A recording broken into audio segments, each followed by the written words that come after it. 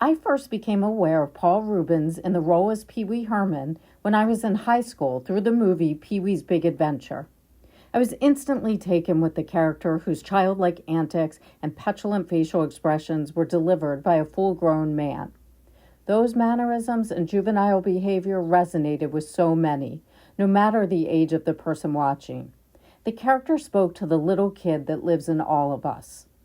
I also adored the bold and colorful set designs. The movie was magical, funny, artful, and soulful all at once. This is why Paul Reubens' death last July hit me and many others so hard. I instantly wanted to paint a portrait of Pee Wee, and so did my artist niece, who's also a devoted fan.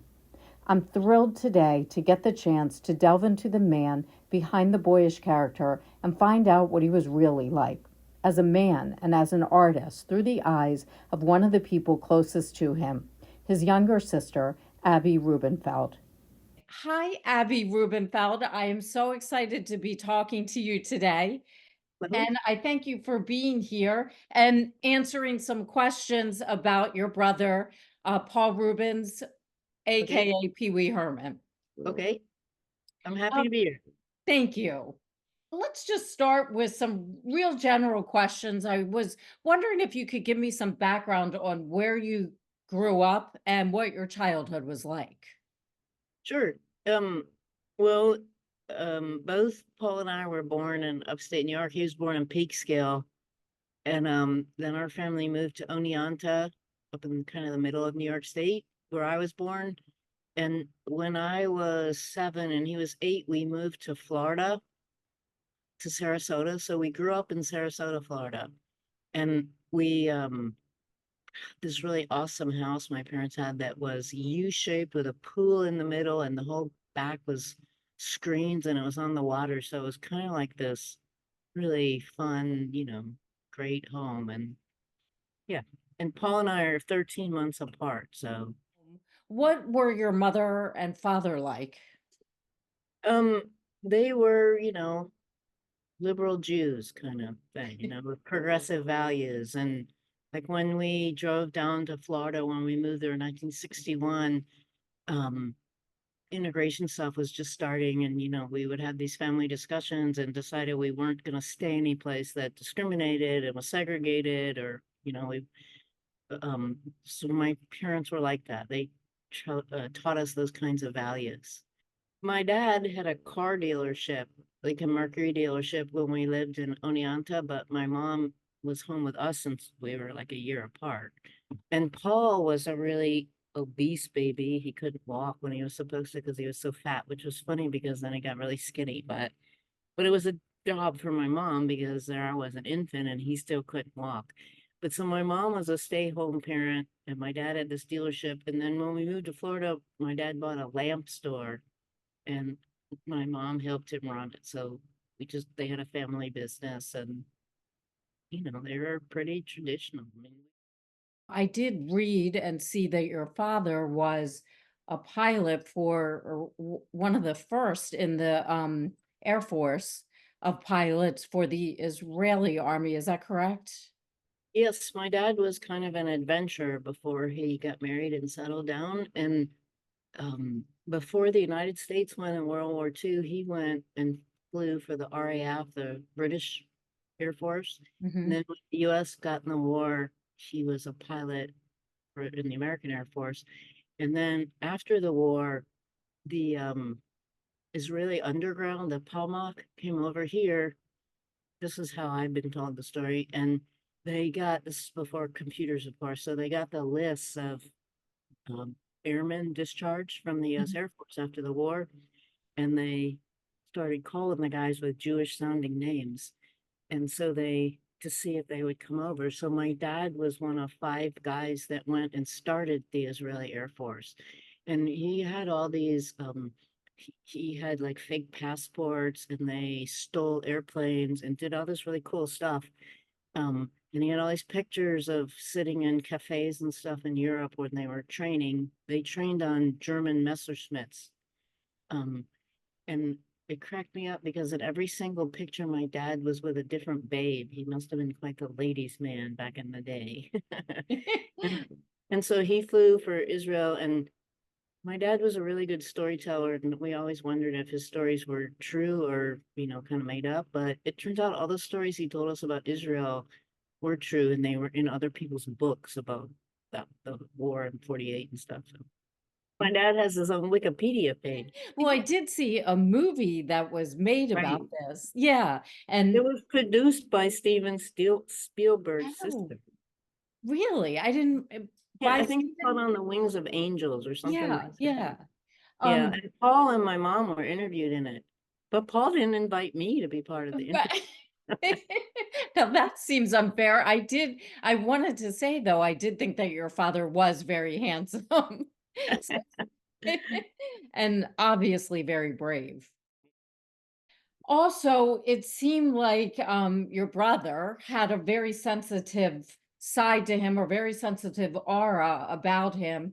And I just wonder, do you feel like he had a happy childhood? Was art a part of his childhood or, the creative arts at all? Was it a part of his childhood? Oh yeah, like he from, a young age tried out and got parts in um, the amateur uh, theater that we had in Sarasota that was called the Players. And whenever they had a part for a young man or a boy, like Paul would always get it. And yeah, I think that he was really happy with that. And then he acted in high school. I think he had a pretty happy childhood. Do you think he had nice relationships with both your parents, would you say?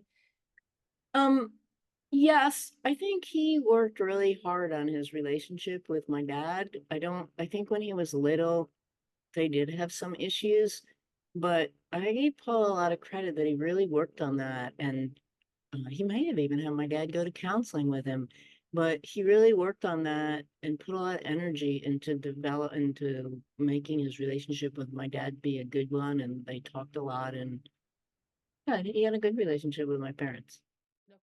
Also, your brother seemed to be kind of fixated on childhood. You could see that through the Pee-wee character. And I was wondering if you felt like that fixation was because his childhood was so happy that he wanted to extend it in a way, or do you think there were certain flaws in his childhood, as we all have, that he was maybe trying to fix in some way? Or maybe you don't know the answer to I that. don't I don't really know the answer to that. I know that in his TV show and in his movies, there were lots of things that felt like inside jokes to me, like things that were from our growing up. Like in the intro to his TV show, there was a thing of like maybe he got on one of those things that our mom used to have one for weight loss that had like a belt that came out, went around you and did like that. Like, and he Yeah. had that on the intro to the show, but nobody would have known that except me and our younger brother, that because our mom used to do that.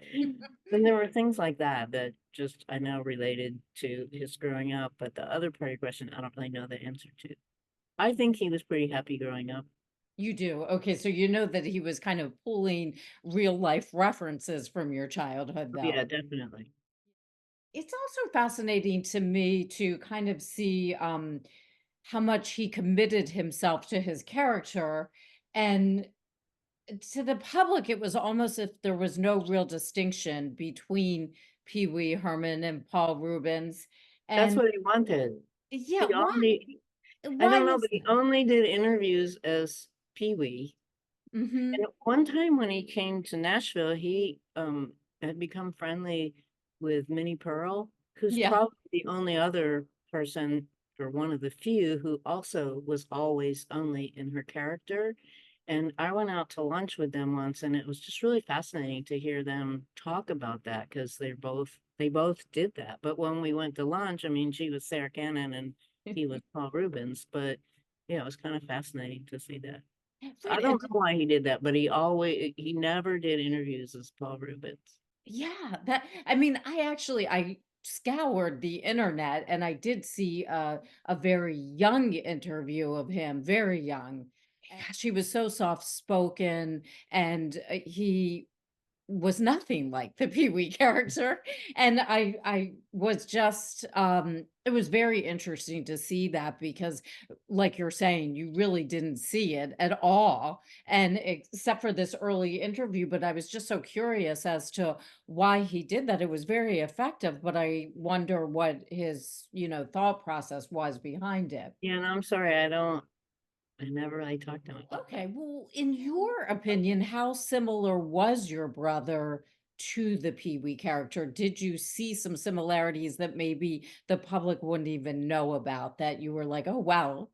No, mostly he was not. I mean, he was not frenetic and frantic like that. I mean, he was pretty calm and I don't know. The character was an alter ego. Maybe it was the part of him that he didn't feel like he could express otherwise. I don't really know. But no, he was not really like the character. I mean, he was funny.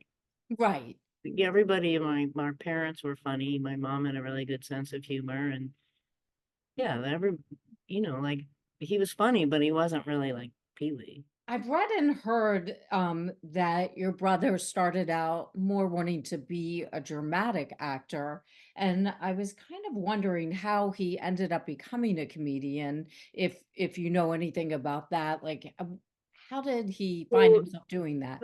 the part I know about that is he started college at Boston University his freshman year in 1970, 71. And then he switched to Cal Arts, which was brand new then, to Mhm. study acting and all. And I guess, yeah, I mean, everybody wants to be a serious actor, but he started working with the Groundlings, which is an improv group in LA. Um, and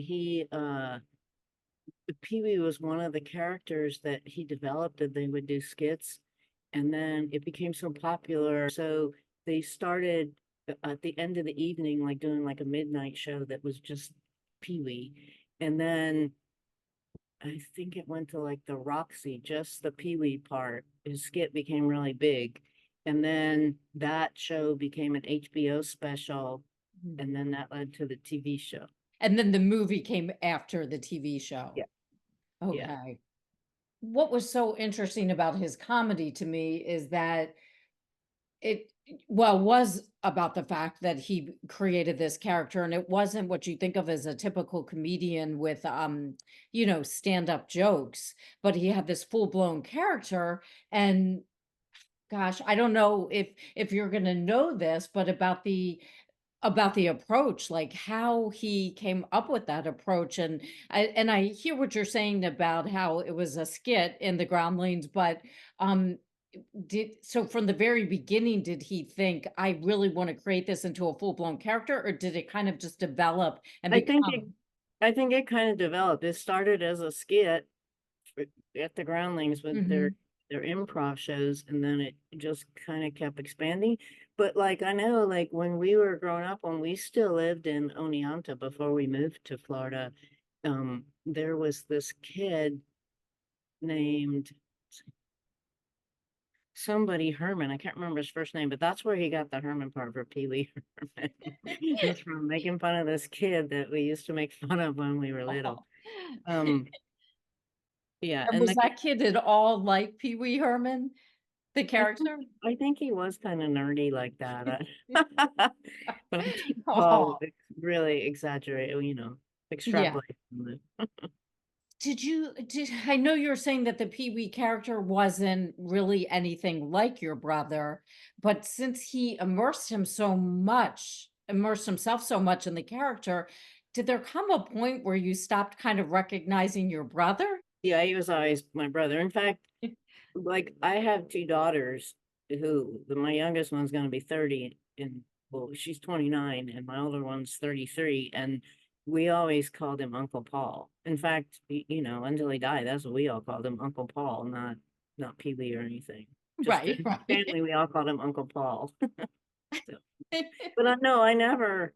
He wasn't like his character when he was with us. I mean, every once in a while he would be like, I love that story or something like that. But Yeah. he didn't, he wasn't the character. do you know who some of his artistic influences were at all? Were they more dramatic actors or comedians? Were they from the past in the 1950s, or were they more in the 1980s and 90s? Um, Anybody that influenced him that you felt like he really looked up to? Um, I can't, I'm not a very good name dropper, so I can't remember. I can't really remember the names. There was somebody that he well up, but I can't remember if it was Soupy Sales or somebody like that. Oh, okay. When we were kids, this isn't a comedian, but we really loved Captain Kangaroo. And Yeah. we always, and he also really like, we were on, like his acting debut really was, we were on, Howdy Doody. We were in the Peanut Gallery. Really? That was his debut on TV. And were you were both on there? Yeah, I don't know how my parents did that, but when we still lived in Oneonta, and so we drove down from Oneonta to New York City, and we were going to be on it. And for Paul, I mean, I think I was 3 and he was 4, or I was 4 and he was 5, and it was really exciting. And he was like beside himself because he was going to be on TV. It was like his acting debut. Like we had a stage in our basement that my dad built for him to do shows when we were teeny little kids. He would produce plays in our, so this was his debut on TV when we were in the Peanut Gallery. But I told this story at his memorial too, that it was all real exciting to me, but I was like 3, I think. And I have this memory. I don't remember a lot of things from when I was a kid, but I remember walking down this place to go be in the peanut gallery, and we were holding, like I was holding my mom's hands, I think, and maybe Paul's, or I don't know, but I was holding my mom's hand. And then we got to this place where the people from the show said, okay, your parents go that way and you go that way. And I was like, I'm not leaving my parents. And Paul, like, was so upset. I thought he was going to kill me. And I was more afraid of how upset he was than being without my parents, because he did not want his television debut to be ruined. Wow. So I had to do it. Wow, he really had a sense of a love for Oh, television really? and From wow. when he was a small kid. Oh, yeah, my dad built a stage and it had lights that you could work from backstage and curtains and all. Like, and Paul would, do these plays with neighborhood kids and make all the families watch. And when he did those plays, was he doing more comedic roles or were they more dramatic roles? I don't really remember what the plays were. I'm sure it was all funny because we were little, but Right. I don't think, I think it was like regular old plays, not really, comedy stuff. But one thing I was going to say to something else you said, like, he did before the movie and maybe before the HBO special, he did a tour of like stand-up comedy in Mhm. smaller clubs. Like I saw him, like I was living in New York in the 80s working for a national gay group, and he came to New York City and did the show at Caroline's, which was I don't know if it's still there. It was a small club, and did the stand-up thing, which actually might be released at some point in the next year as a like an HBO kind of show, because the guy that produced his first movie, which was the best movie, um, Rich Abramson, he Mhm. has video of it. And when Paul did those shows, it was before cell phones. So nobody else there's no video or film of it. But Rich has some from when they did the shows, and I think he's gonna hopefully make a special from it that'll be on HBO, which will be cool. Very cool. And do you remember like those stand-up acts were they really like one joke after another, or was he in character at that point? That was before Pee-wee. I don't think that was Pee-wee. I'm trying to Wow. remember. I don't remember. Maybe I have that wrong. Maybe it must have been Pee-wee. Because it it must have been the Pee-wee character, but it was a stand-up act, and it didn't have all the accessories and the other people. Right, right. Well, that would be very interesting to see. It would give you the early beginnings of Right. formulating Pee-wee. Right. He might have developed some of the things that ended up being in the show from doing all these different performances around the country in these, smaller level clubs. Do you remember how your brother felt once he had his own show, and did he have a lot of fears around it, or was he very excited and felt ready for it? What do you remember that time period of? I think both, Mhm. I'm sure it was pretty scary, but before he even got his own the Playhouse show, like the first when he first got a regular part, a recurring part in a TV show, which I can't remember what the show was, he bought a house. But he got a great deal buying a house on the top of a hill in Hollywood for like 500,000 back then, and 40 years ago. So Wow. Wow. yeah, Yeah, I mean, I was watching an old clip of him and Everybody Loves Raymond, yeah, when he was, in the comic store, and boy, was he funny. I mean, in a whole nother role, you know. yeah. I My dad loved the show Malcolm in the Middle. I think that's why Paul did it because my dad loved it. My mom loved L.A. Law, and she before my parents, Paul got my mom a picture of the whole cast that they all signed. Oh God. It was a paid having connections in Hollywood, I guess. Oh yeah. Yeah, I'm sure that was so exciting for your parents, for both of them. Oh Uh, yeah. did your parents end up moving to Hollywood, or did they stay in Oh, Florida? they stay in Florida. They but my dad was so into it, he had a bunch of my brother's pictures and he would sign my brother's name. He would autograph them and give them to people because my dad was so into it. He would pretend they were Pee-wee autographs. I was Oh, like, wow. And you guys have another brother as we have a well? younger brother. He's a A little bit younger. estranged from the family, but yes, we have a younger brother. Paul and I are a year apart. He's 5 years younger than me, 6 years younger than Paul. Also just kind of building on the fact that your brother was in character so much, it feels like his personal life was so private and he did such a good job of keeping it private. It's almost like it was a throwback to the very, very old Hollywood stars that were able to do that.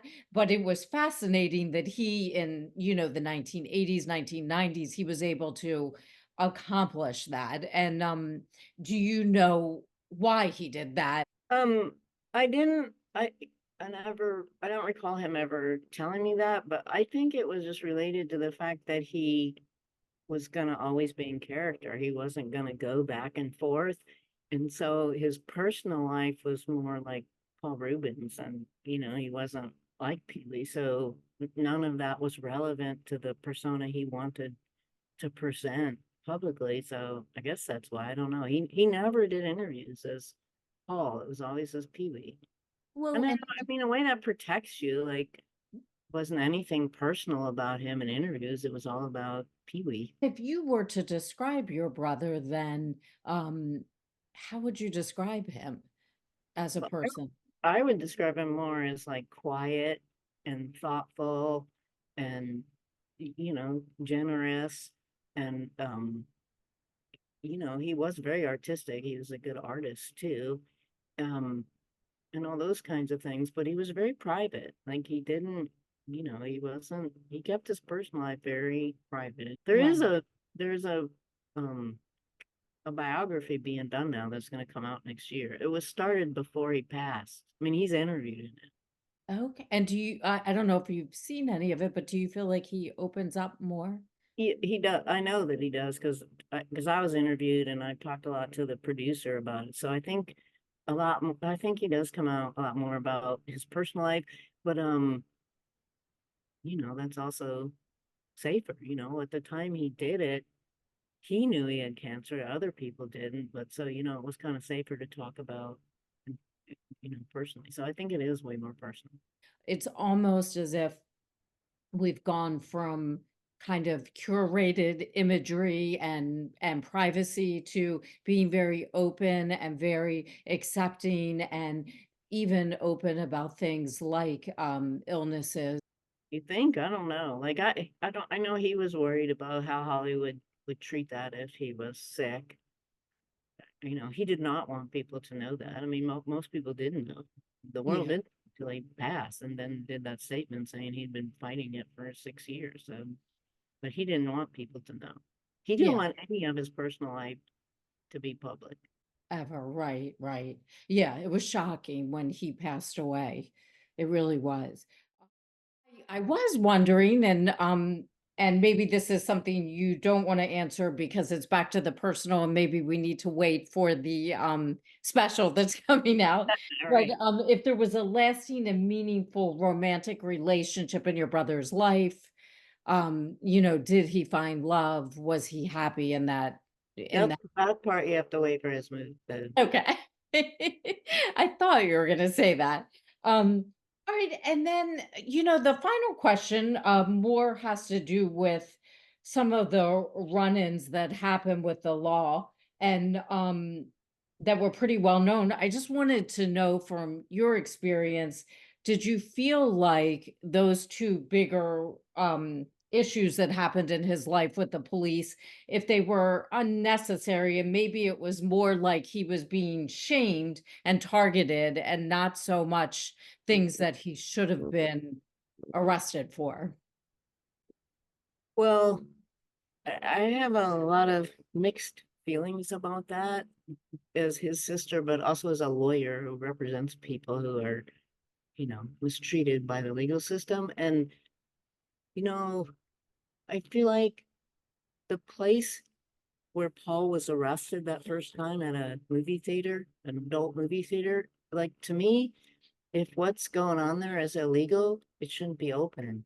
And if Hmm. it's legal, then they should leave people alone who go there and they shouldn't have bothered, and I do feel like he was kind of targeted about that.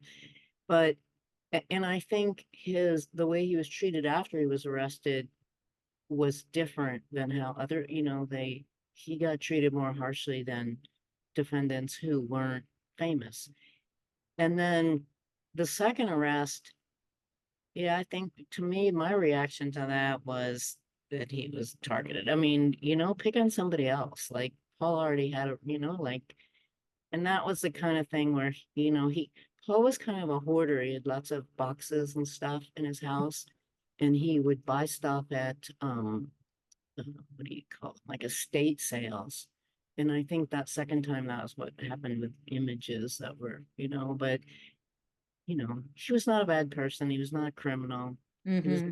or he was not a child molester. And the suggestion and all those things, that was kind of the underlying suggestion from people, which was really unfair. And, Yeah. I feel really bad that his image was tarnished by that because it wasn't really him, but he was at that movie theater. So, I will say, to add on to what you're saying, it's even though I guess it did tarnish his image, like you're saying, he seemed to have so many people so supporting him and not feeling like his image should have been tarnished, and that seemed to be both in the industry that he was in as well as an adoring public. yeah. I guess so. And I have to say, I gave my parents a lot of credit that they were, as I said, my dad would sign his autograph, but my parents were really excited about all his fame and really enjoyed it and going to the premiere, and seeing my brother's picture on billboards and on the top of cabs in New York City and that kind of stuff. They were very excited. And when he had problems like that, they were still 100% there for him. So I give them a lot of credit that they were very supportive Yeah. and good and And bad. I can remember when he came out in the MTV Music Awards and said, "Heard any good jokes lately," which was hilarious. And I wonder if in private he handled, these issues with as much like humor and grace and ease. He was an actor, remember? Right. I Yes. think it was very stressful to him. And the second arrest was also when our father was not in good health and was dying, and Paul was spending time in Florida taking care of him. And yeah, so I think it was really stressful personally, but he was an actor. He didn't, you couldn't tell that. Like, I couldn't always tell when he was mad at me and stuff because, he was an actor. He couldn't tell from his voice. I'm Right. not like that. If I was mad, he could tell. Yeah, I guess that is the perk of being Yeah, an really. actor. Yeah. Yeah. Well, I mean, that's interesting to know because he did seem to handle it really well. And it it was nice that he did have some comeback from all of that, and he was able to, act again, and people were so receptive to him, I feel like. Yeah. Well, he got a lot of really nice, I don't remember if texts were, if we were doing text so much then, but he got a lot of cards and notes and things from other famous people supporting him, even to the point of like, fuck them that they did that to you kind of thing. So, Right, uh, right, right. I think people really supported him, although I'm sure there were a lot of people who didn't, but people Yeah. who hated him and stuff aren't going to say anything to me. Right, right. Well, and is there anything that I haven't asked you that you would like to tell me about your brother that you think, um, maybe the public so much doesn't know about him that would be interesting or fascinating or heartwarming or just anything that. I don't know. I told you some of the stories about going on the show. I mean, he was always an exciting person. I'll say that. He always had something going on. So Yeah, well, as we close up here, I do want to say that on one of the late night shows, and you're probably familiar with this, he went on and told the most hilarious story about you and your father when you got the tea set for one of the holidays of your birthday. And how you didn't want the tea set, but he did, and how your father was so enthusiastic and had the tea party with him. true story.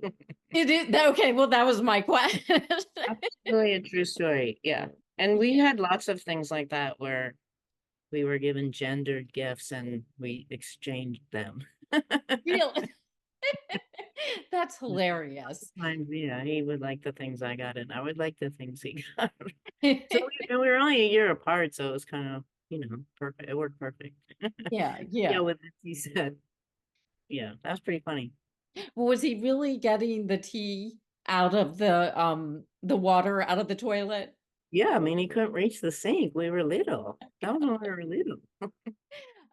He was on David Letterman a lot because when I was at Lambda in New York, he was doing Letterman like once a month, and he would come to New York City, and he would pick me up in a limo, and my office was at the ACLU building, so it was all like lefty, poorly paid attorneys and stuff. Right. Hang out the windows would see me get. I got to get in this gigantic limo, this stretch limo, and go out in New York City. New York's a lot more fun when you have a lot of money like that. Oh, what a great story. And yeah, people need to look that up because he tells it masterfully. It's hilarious. If you Um, had seen my dad, it'd be even more funny. well, My dad was really macho. He was little, but he was really macho and built and stuff. So yeah, doing yeah. his tea party. Well, that's so funny that you say that because just going back to the beginning of this interview where I asked you about your parents and your brother's relationship with them, it was striking to me because in the photographs I saw of your dad, he seemed very macho. And of course, the Pee-wee character seemed, as to quote you, nerdy and Yeah, kind of. kind of the opposite of macho. Yeah, yes, yes, yes. So I wonder if did that cause any kind of tension between your father and your brother, or was that not an issue at all? Just that they were so different seemingly in that way.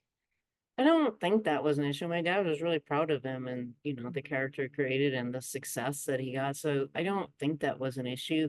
And my dad turns out was really artistic. He went off and fought in the wars and stuff, but he was quite a good artist when he was younger. And I think Paul inherited all those sort of artistic genes, like drawing or painting.